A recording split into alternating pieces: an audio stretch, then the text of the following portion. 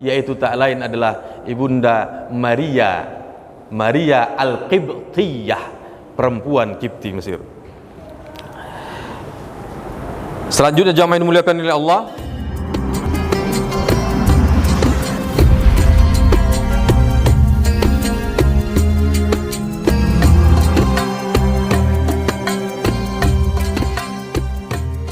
dalam kitab Fiqhul Hadharah Al-Islamiyah yang dikarang oleh Profesor Dr. Muhammad Imarah tadi, beliau menyatakan Anbiya fi Masr, ada banyak sekali para nabi yang ada di Mesir. Kalau selama ini yang kita ketahui dari ilmu pengetahuan kita, bacaan kita, bahwa Mesir itu tak lain negeri Fir'aun, ya kan Pak? Ya kan Bu? Bu, Assalamualaikum. Maka dalam kitab di situ dikuak oleh beliau, dibukakan riset dan hasil kajian beliau bahwa benar memang Makkah lah tempat munci, Makkah lah memang tumbuhnya Islam.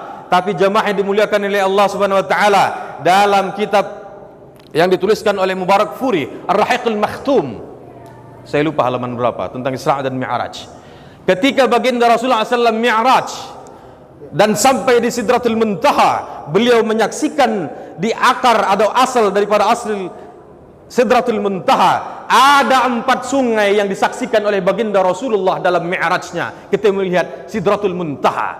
Apa itu? 2 sungai. Di sini ada sungai, Ustaz? Ada, Ustaz, ya? Jangan-jangan sungai itu Bula. Ada sungai. Oh, udah jadi darat. Masih lumayan, Ustaz. Di kita sungai udah kayak terjadi apa tuh? Dulu masih waktu awal masih SD masih berenang-berenang, masih nyuci orang. Sekarang tinggal ikan apa namanya yang lompat-lompat tuh. Ikan sapu kaca pun itu susah lagi tuh. Sapu kaca. Kak. Sampai di mana kita tadi? 2 sungai. Rasulullah menyaksikan 2 sungai yang batin.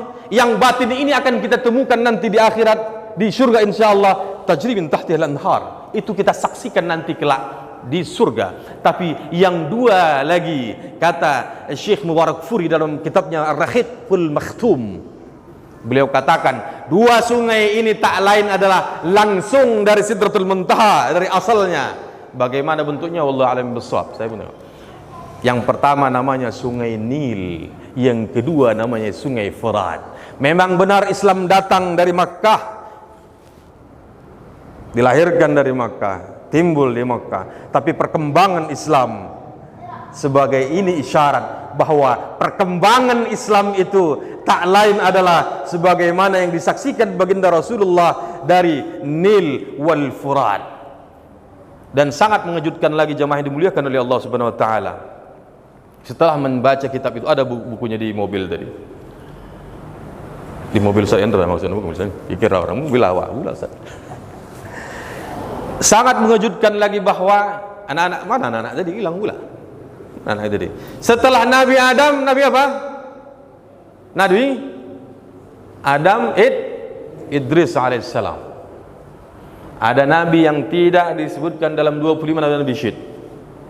Tapi Nabi Idris alaihissalam bertemu dengan Nabi Adam alaihissalam selama 300, semasa mereka 308 tahun disebutkan dalam buku itu.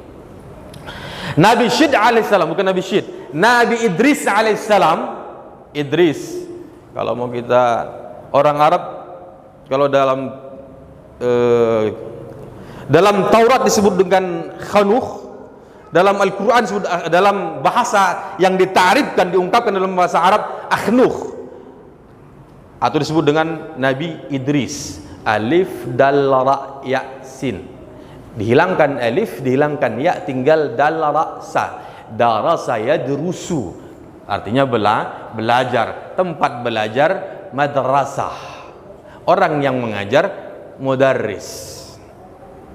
Ternyata Nabi Idris alaihissalam lahir di Manaf, yang sekarang dikenal dengan provinsi Manufiyah di Mesir. Dari beliaulah lahir semua ilmu pengetahuan.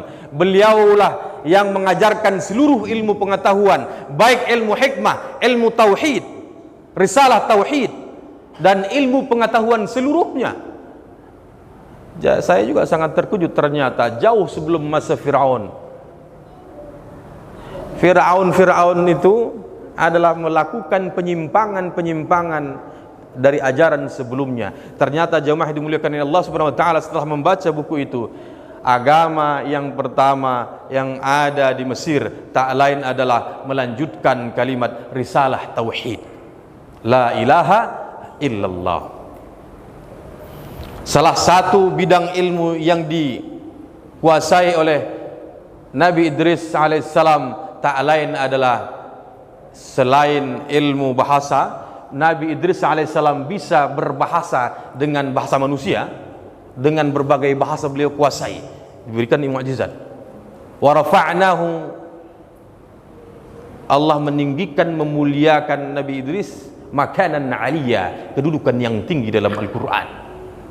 Nabi Idris alaihissalam menguasai ilmu kedokteran, Nabi Idris alaihissalam menguasai arsitektur, sehingga beliaulah orang yang pertama yang membuat bangunan hayakil, candi bahasa kita zaman purba, zaman dulu, atau bahasa kita sekarang adalah tempat ibadah dari beliau, sehingga ditempatkan, diajarkan untuk mensucikan tempat ibadah. Yang dari beliau pula lah diajarkan ilmu falak dan astronomi. Maka kalau baginda Rasulullah SAW mengatakan, innal ulama warathatul anbiya, sesungguhnya para ulama adalah pewaris dari para nabi. Fa innal anbiya lam yarithu dinaran wala dirhaman, para nabi tidaklah mewarisi dirham, uang emas dan uang perak. Wa innama warathul ilm, tapi para nabi itu mewariskan ilmu. Salah satu ilmu yang dikuasai oleh Nabi Idris, dikuasai oleh calon profesor kita, Dr. Arwin Julie Butar MA.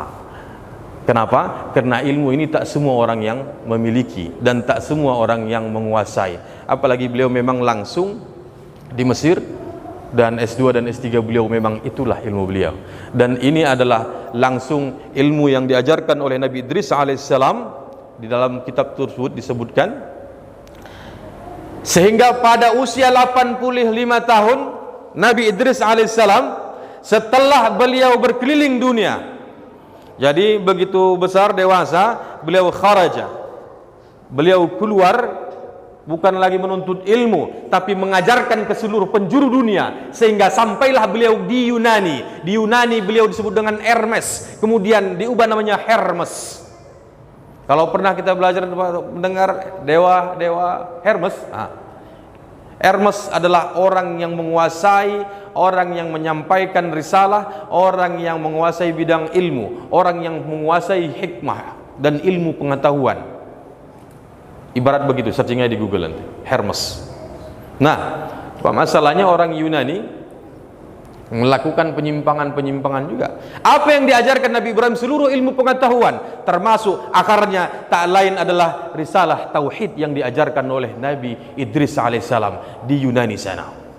Begitu selesai beliau dengan dakwahnya, kembali ke Mesir, barulah di usia 85 tahun beliau diangkat oleh Allah Subhanahu wa taala menjadi nabi. Jamaah yang dimuliakan oleh Allah Subhanahu wa taala, mudah-mudahan itu sebagai pemantik saja, pemantik bahwa di Mesir memang adalah sebagai kiblat ilmu pengetahuan, sebagaimana yang saya baca tadi nama kitabnya Fikih Peradaban Islam, Fiqhul Hadarah Al-Islamiyah.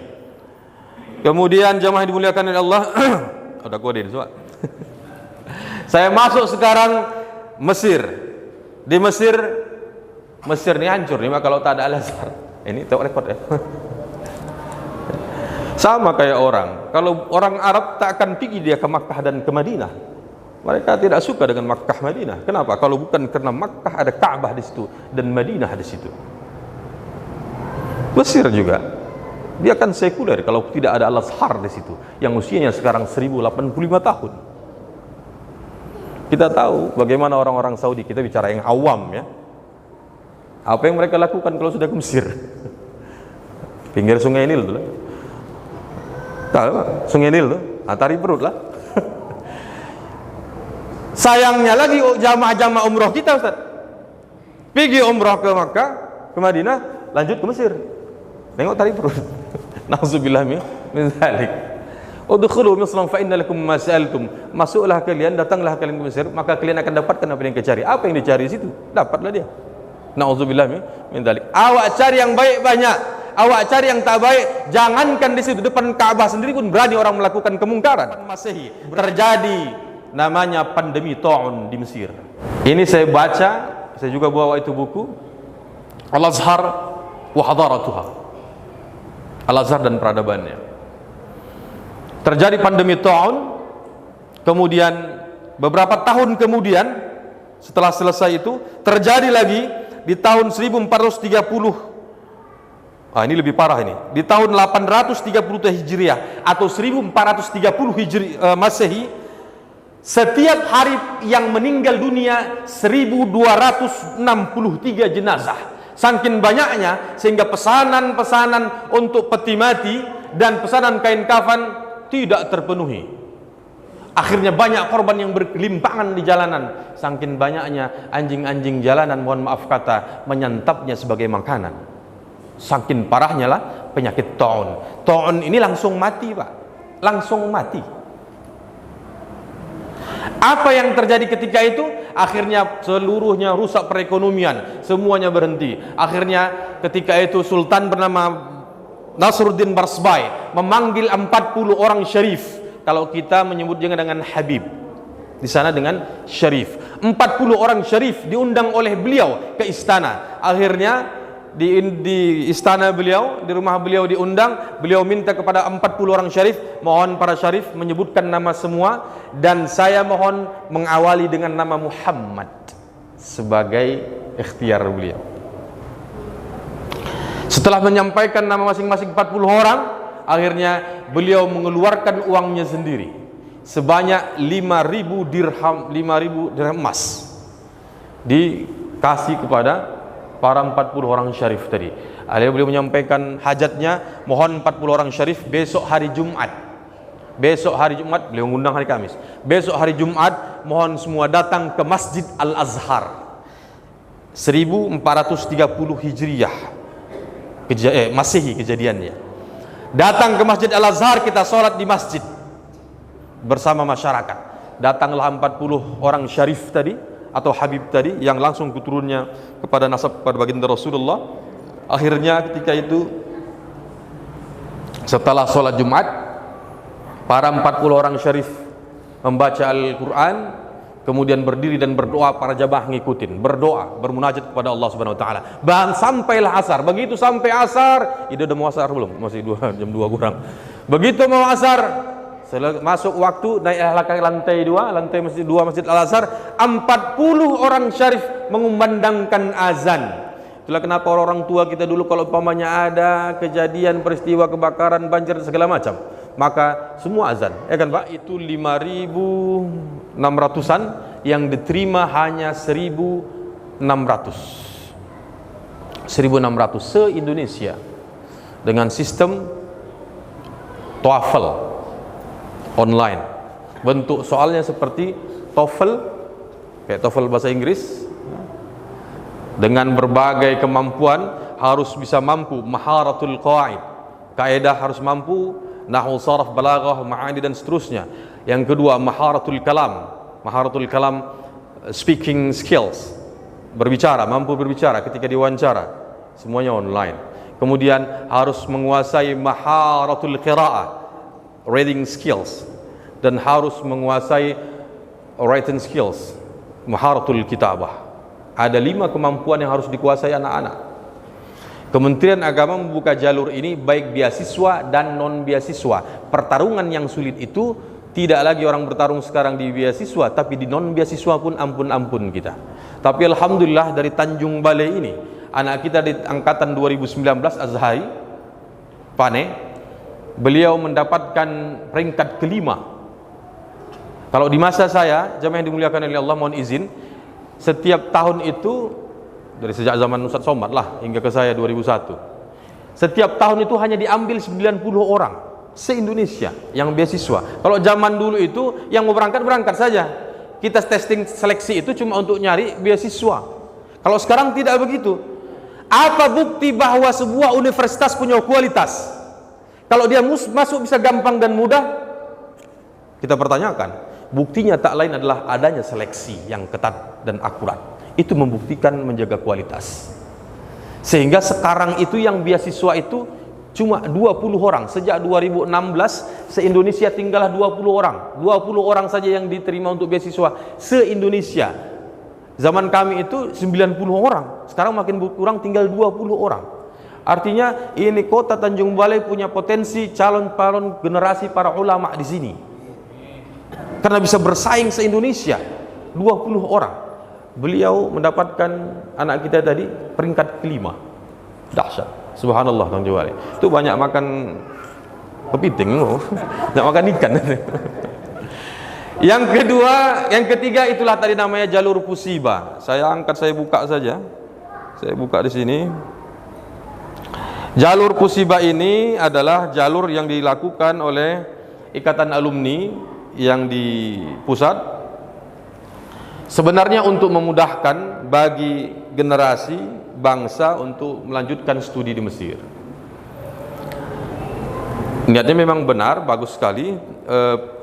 Benturannya adalah yang menjadi masalah kita tadi, pertama adalah untuk mengikuti program tersebut kita bisa buka saja langsung nanti supaya ini bukan hoax, tapi buka saja di link mereka di https://pusiba.com. Di situ pusiba.com mengikuti tes tahdidul mustawa. Jadi kalau udah lulus ke Mesir nggak langsung kuliah sekarang, Pak. Anak-anak kita mau beasiswa ataupun non beasiswa enggak langsung sekarang kuliah, masuk lagi dalam 7 level, antara sekitar hampir paling lama setahun lah 7 level ini, untuk pendalaman bahasa lagi sebelum masuk ke bangku perkuliahan. NIM mereka sudah ada tapi belum diaktifkan, belum boleh diaktifkan sebelum mereka masuk ke kursus lembaga pendalaman bahasa Arab yang ada di Kairo dan di Indonesia dikelola oleh Pusiba ini. Makanya anak-anak kita rekomendasikan mereka ikut tahdidul mustawa, penentuan level bahasa itu di Kairo.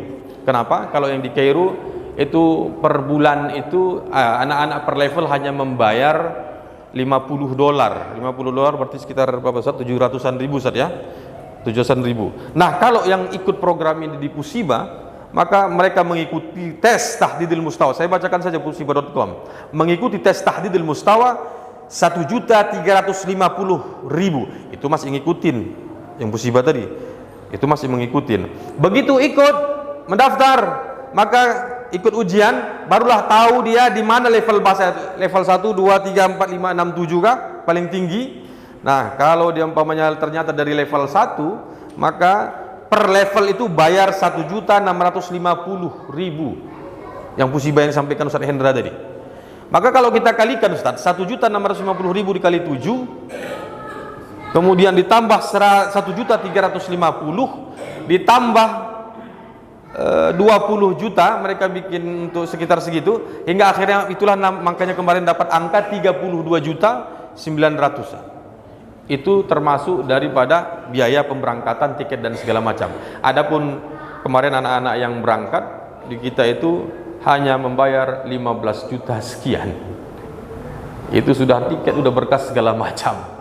Yang Pusiba tadi mereka kena karena pandemi sehingga online 32 jutaan. Waktu masih tatap muka hampir 50 jutaan. Itu tatap muka langsung ke Jakarta. Yang ketiga itu Pusiba, yang keempat namanya jalur lain-lain. Jalur lain-lain ini seperti ada hak prerogatif yang diberikan oleh Syekhul Azhar kepada pesantren modern Darussalam Gontor. Tiap tahun itu diberikan hak 25 untuk alumni yang prestasi putra dan yang putri, yang mereka adalah sebagai pengabdian kelak kembali ke pesantren. Ada lagi nanti mungkin ormas segala macam. Mudah-mudahan ke depan ini ormas-ormas ataupun GMPI mungkin ataupun semua pemerintah bisa membuka jalur yang pemerintah daerah, maksud saya bisa membuka jalur-jalur itu.